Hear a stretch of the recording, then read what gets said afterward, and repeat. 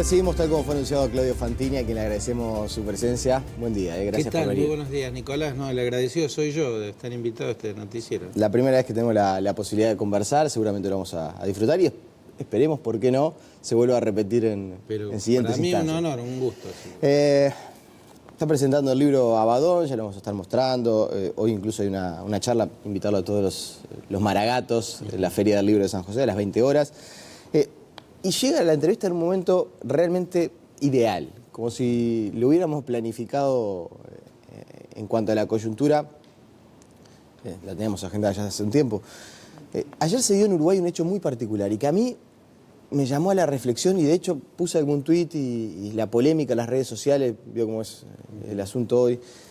Ayer en Uruguay se trató en el Parlamento la renuncia del vicepresidente Raúl Sendic y la asunción de la nueva vicepresidenta Lucía Topolansky. En esa instancia, en un acuerdo previo alcanzado por los partidos políticos, resolvieron, en el marco de la Asamblea General, no hacer uso de la palabra, para no profundizar el debate en torno a un tema sobre el cual no se iban a poner de acuerdo. La actuación de Raúl Sendic, la situación que lleva a la salida del vicepresidente. Es decir, eligieron los partidos políticos uruguayos, lo que yo interpreto como elevar la mira y no meterse y enfrascarse en una discusión que seguramente no iba a arrojar ninguna conclusión positiva. La renuncia se iba a terminar aceptando y, según lo que he conversado con algunos integrantes del sistema político, tenía miedo que profundizaran las grietas. Eso desde Argentina, ¿cómo se ve? Con mucha admiración hacia la clase dirigente, en este caso del Uruguay. En Argentina hay muchas cosas que las miramos con mucha admiración del Uruguay, incluso con perplejidad.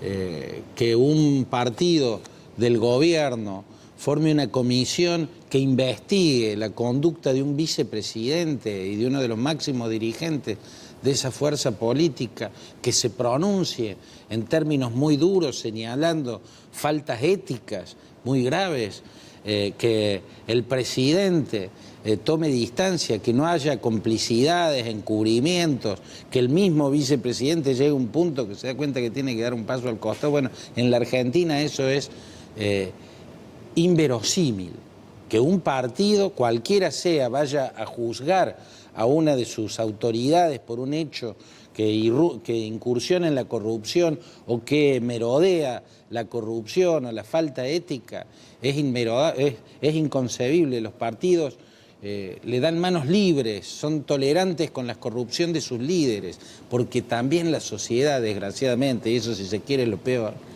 es tolerante con la arbitrariedad. Entonces, cuando uno mira que en Uruguay no, en Uruguay la sociedad exige, ¿no? Y la clase dirigente toma esa medida, Nicolás, que señalabas.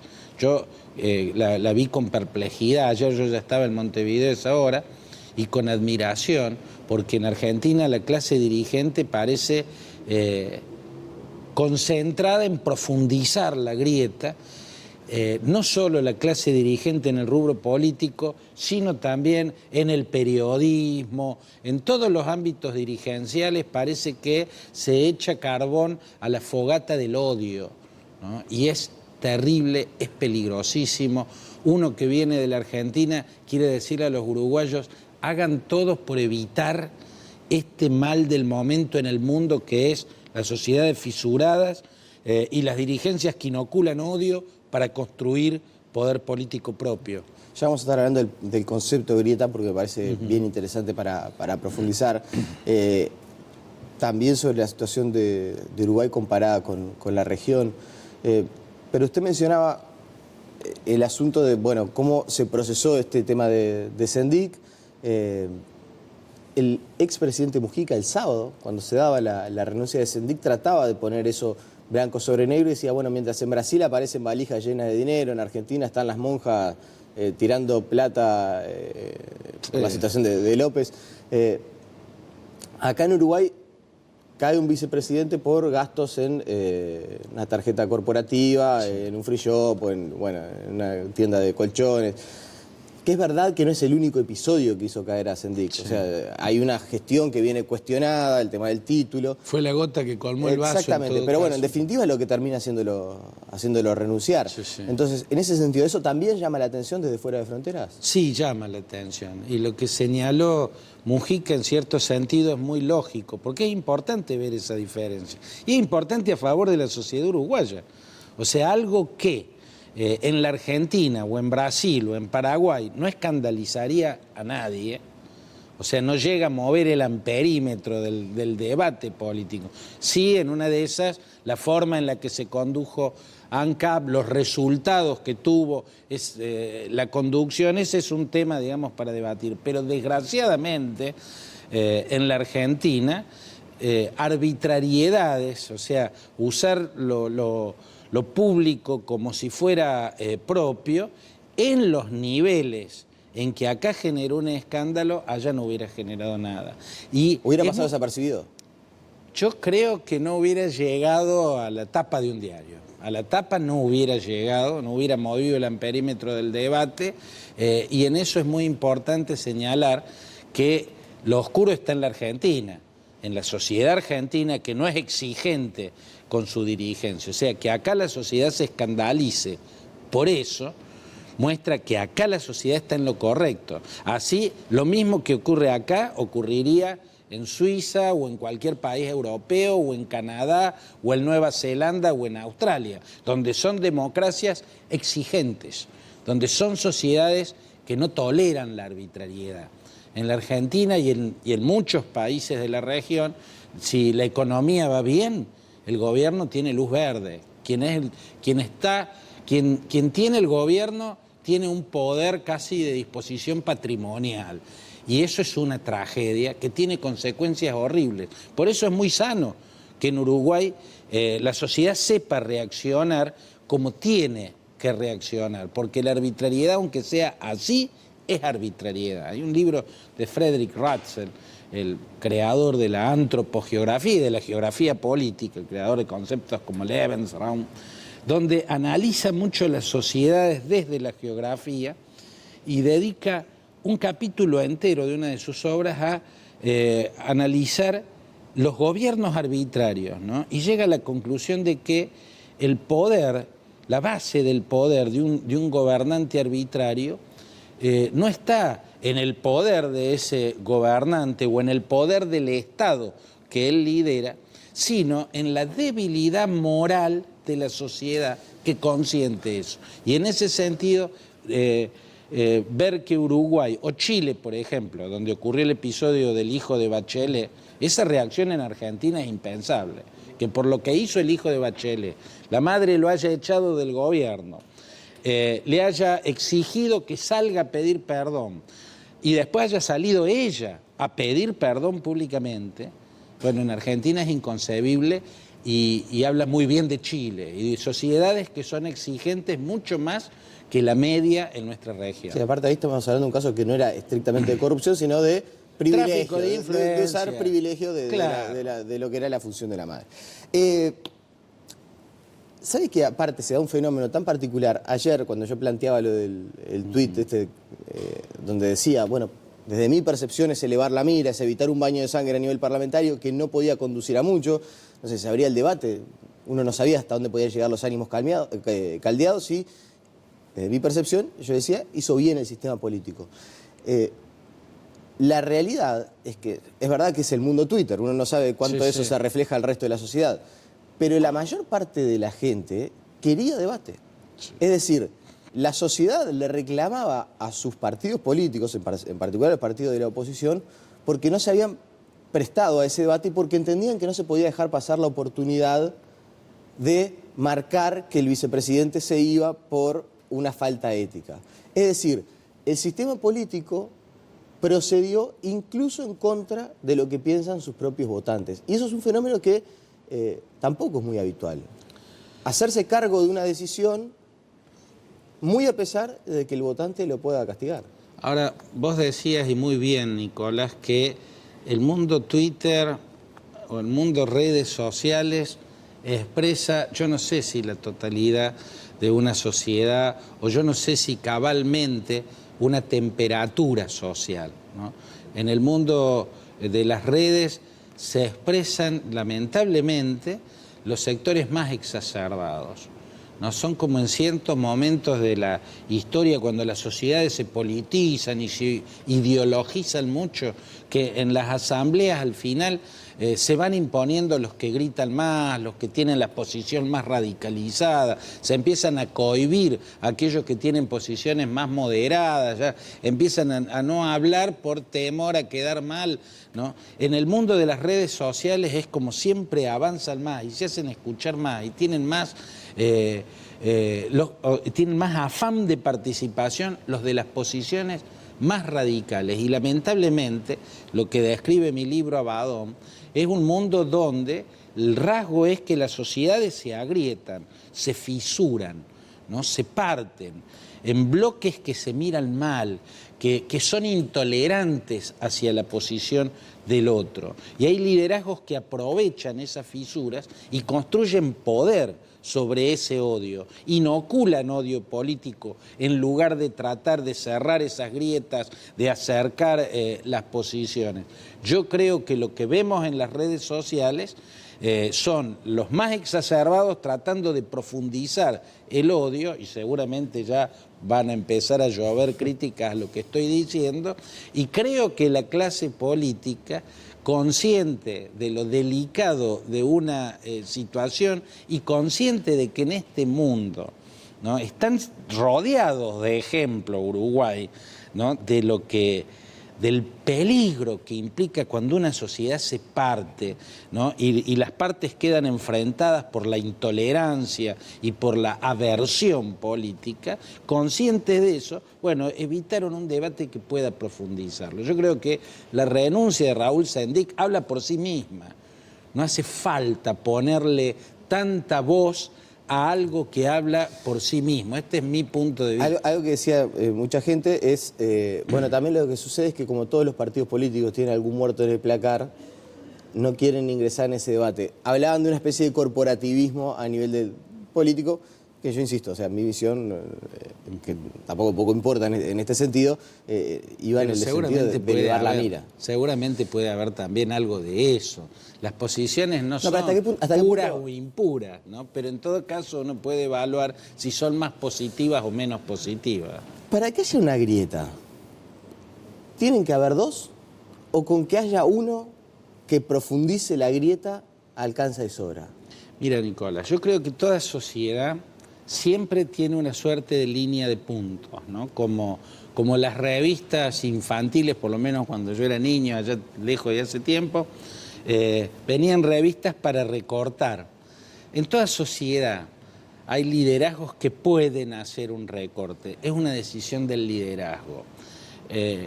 Yo creo que los liderazgos responsables son los que buscan acercar a las partes y nunca los que agarran la tijera y la pasan por esa línea de puntos dividiendo para confrontar.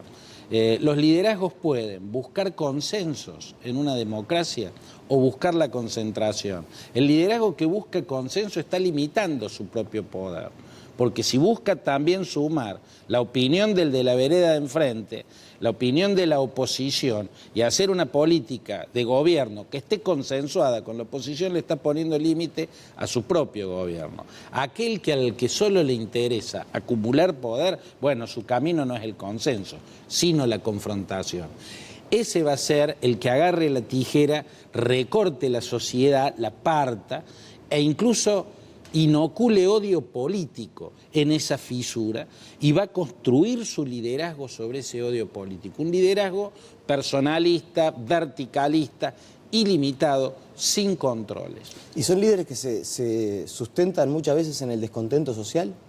Por supuesto que los desequilibrios sociales, por supuesto que las crisis económicas profundas, las desigualdades pronunciadas le dejan la pelota picando en la puerta del arco, o sea, le facilitan mucho las cosas a los demagogos, a aquellos que construyen poder sobre las fracturas y sobre el odio de unos contra otro. Lo estamos viendo, Nicolás, en distintas partes del mundo de distintos modos. Trump es un ejemplo de liderazgo demagógico que construye poder sobre el odio de una parte de la sociedad, la más ultraconservadora, la que está de lleno en el racismo o merodea el racismo, la que desprecia a los hispanos. Sí, usted en el libro maneja algo así como que no gana porque es el más recalcitrante. De alguna manera... Sí, yo sostengo que gana porque es el más impresentable. Yo sostengo que en las primarias republicanas no era el más extremista. El Partido Republicano... Ese razonamiento de que no era... Sí, no era el más extremista. Había más a la derecha que él. Había más a la derecha que él porque los republicanos llevan años en una deriva extremista total. El Tea Party es una muestra de lo recalcitrante que está surgiendo en esa deriva. Trump gana porque era el más impresentable.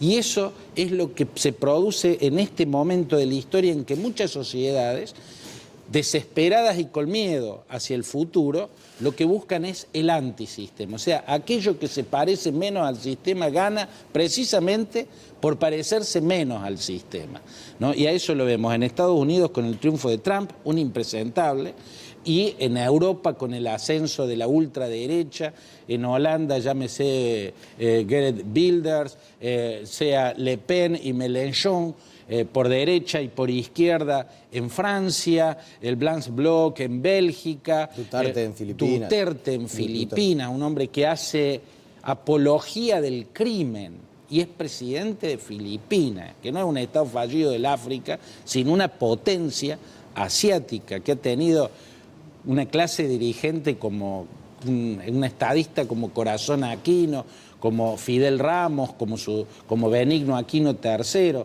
bueno, después cae en Duterte. Ese es el fenómeno de este tiempo, ¿no? Las grietas que dividen sociedades y donde se engendran monstruos demagógicos que construyen, que buscan poder o buscan construir liderazgos sin límites precisamente en esas grietas. Otro de los conceptos que hoy aparece en una entrevista que le realizan en la revista Galería del semanario Búsqueda y que me llamó la atención, ¿usted dice que a Mujica lo odiaba el kirchnerismo? Yo creo que sí. Yo creo que sí, tal vez no lo van a... Es la impresión contraria a la que quizás había. No lo van a decir públicamente, porque no queda bien, no es redituable políticamente criticar a Mujica en la posición del kirchnerismo. Yo creo que en lo profundo sí, cuando Mujica gobernaba, cada cosa que decía respecto a la Argentina, en momentos de kirchnerismo puro y duro, con muchísimo poder, al kirchnerismo le molestaba muchísimo, ¿no? Los razonamientos de Mujica eran muy buenos y hasta resultaban balsámicos para la oposición en la Argentina, para la oposición demócrata, por supuesto que había en la oposición también ultraconservadores recalcitrantes que también piensan desde el odio y a eso siempre lo van a despreciar por ser de otra vereda ideológica, pero a la oposición demócrata, a la oposición progresista que rechaza el autoritarismo, el monarquismo, un monarquismo veleidoso, prepotente, con un discurso sectario, porque eso fue Cristina en el gobierno, un discurso sectario, prepotente, fumigador, fumigaba de anatemas y de estigmas a todos aquellos que los criticaban. Bueno, quien detesta eso desde una posición democrática, incluso progresista, sentía balsámica los pronunciamientos de Mujica. Es verdad que Mujica le hablaba a la gente en Argentina. Le hablaba a la gente y lo que decía siempre era a favor, bueno, uno lo puede resumir en aquella frase histórica, quiéranse un poco más, que es lo mismo que decir, ódiense un poco menos, pero suena mejor y es más valioso. Quiéranse un poco más. Mujica señalaba, por lo menos fue el rol que jugó para la Argentina, fue muy positivo, porque señalaba precisamente, nos señalaba el drama de ese abismo en el que los argentinos ya parecíamos disfrutar, porque el odio había crecido de un lado y del otro. ¿Y ahora está mejor la situación? No, No, desgraciadamente no. Primero porque en el macrismo hay sectores que tienen mucho odio. Yo no definiría la totalidad del macrismo, ni mucho menos. El kirchnerismo más se debilita, más agresivo y más sectario se torna. Creo que se siente arrinconado. Por momentos da la impresión de que necesita hasta fogonear un estallido. No intuyo que quieren que Macri caiga. Lo dicen, lo proclaman, ¿no? Lo cual es una aberración. Y en el kirchnerismo y en el gobierno, yo creo que Macri perdió una oportunidad en el primer tramo de su gobierno de avanzar hacia grandes acuerdos. Él tiene en su equipo gente que son acuerdistas, que son dialoguistas. Yo señalaría a Rogelio Frigerio como ejemplo, a Monzó. ¿Pero había dado alguna señal viajando con Massa al exterior? Todo eso que fue tan positivo al principio, yo tengo la sensación de que después Macri se fue encerrando en una mesa chica que fue viendo, no, mejor es que construyamos poder nosotros. ¿Por qué? Porque buscar consensos acota el poder del gobernante o del gobierno. De algún modo hay que compartirlo. Entonces, vieron que en fogonear la existencia de Cristina, en darle centralidad en el escenario político a Cristina, beneficia. O sea, también están eligiendo la confrontación. Ahora, también es y eso es negativo, porque en vez de cerrar la grieta, tener un discurso o una actitud gubernamental más decidida a cerrar la grieta, por lo menos la están dejando porque ven que por el momento les conviene para manejar el poder ellos solos y no tener que consensuar. Yo creo en el consenso, no creo en esa vía. La última... También es verdad que uno daba, no sé, cuando Cristina sale del poder, Cristina Fernández de Kirchner sale del poder, uno estimaba que la vuelta era difícil, más allá de que tenía un respaldo social y popular en algunos estratos que sigue siendo poderoso, que siguen siendo cristinistas, se definen así. La última elección termina ganando por un puñado de votos, pero termina ganando allí en la provincia de Buenos Aires.